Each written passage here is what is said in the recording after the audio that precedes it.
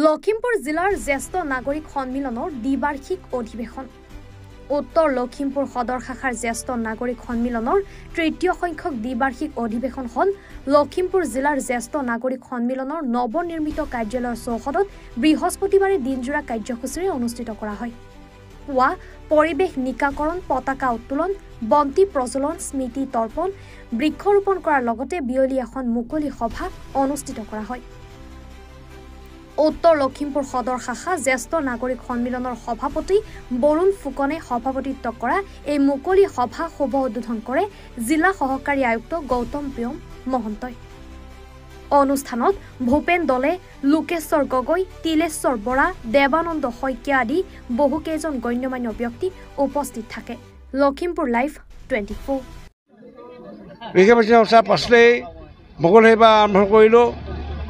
আমাৰ জ্যেষ্ঠ নাগৰিকৰ মহিলাসকলে অসম জ্যেষ্ঠ নাগৰিক সন্মিলনৰ শীৰ্ষ গীতটি পৰিৱেশন কৰি আমাৰ মুকলি সভা আৰম্ভ কৰিছোঁ। আৰু এয়া আমি উত্তৰ লখিমপুৰ জিলা আয়ুক্ত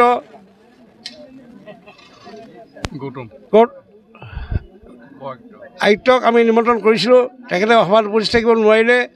তেখেতৰ সহকাৰী আয়ুক্ত প্ৰিয়মজ্যোতি মহন্তই আমাৰ মাজলৈ আহি উদ্বোধনী ভাষণ প্ৰদান কৰিলে। নথৈ আনন্দিত হ'লোঁ। তাৰপাছতেই আমাৰ বিশেষ মুখ্য অতিথি হিচাপে আছিল জিলা জ্যেষ্ঠ নাগৰিক সন্মিলনৰ সভাপতি ভূপেন দলে ডাঙৰীয়া, নিৰ্দিষ্ট বক্তা হিচাপে সাধাৰণ সম্পাদক লোকেশ্বৰ গগৈ আৰু কাৰ্যকৰী সভাপতি দেৱানন্দ শইকীয়া বিশিষ্ট অতিথি হিচাপে উপস্থিত থাকিল। তাৰ লগতে আমন্ত্ৰিত অতিথি হিচাপে আমাৰ প্ৰাক্তন সভাপতি তিলেশ্বৰ বৰা ডাঙৰীয়াদেৱে আমাক সভাত উপস্থিত থাকি আমাৰ জ্যেষ্ঠ নাগৰিকসকলৰ কল্যাণৰ বিষয়ে দুআষাৰ বক্তব্য আগবঢ়ায়। আজি উত্তৰ লখিমপুৰ সদৰ শাখা জ্যেষ্ঠ নাগৰিক সন্মিলনৰ দ্বিবাৰ্ষিক অধিৱেশন। এই অধিৱেশন পুৱাৰ পৰা পতাকা উত্তোলন, স্মৃতি তৰ্পণ, বন্তি প্ৰজ্বলন কাৰ্যসূচীৰে আগবাঢ়িলে। তাৰ মাজতে আমাৰ অতি দুখৰ কথা, আমাৰ মাজৰ পৰা হেৰাই গ'ল কাৰ্যকৰী সভাপতি খগেন শইকীয়া। প্ৰয়াত দেৱৰ মৃত্যুত আমি শোক কৰি আজি তেখেতক শ্ৰদ্ধাঞ্জলি অনুষ্ঠান এটা আমি ৰূপায়ণ কৰিলোঁ।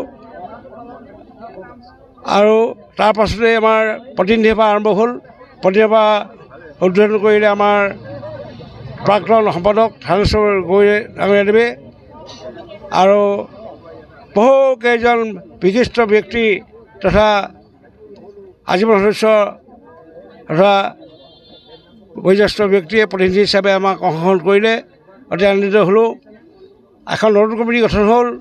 প্ৰতিনিধি সভাতে বিশেষ সভাত বৰুণ ফুকন সভাপতি, ৰঞ্জিত ফুকন দেৱক সম্পাদক হিচাপে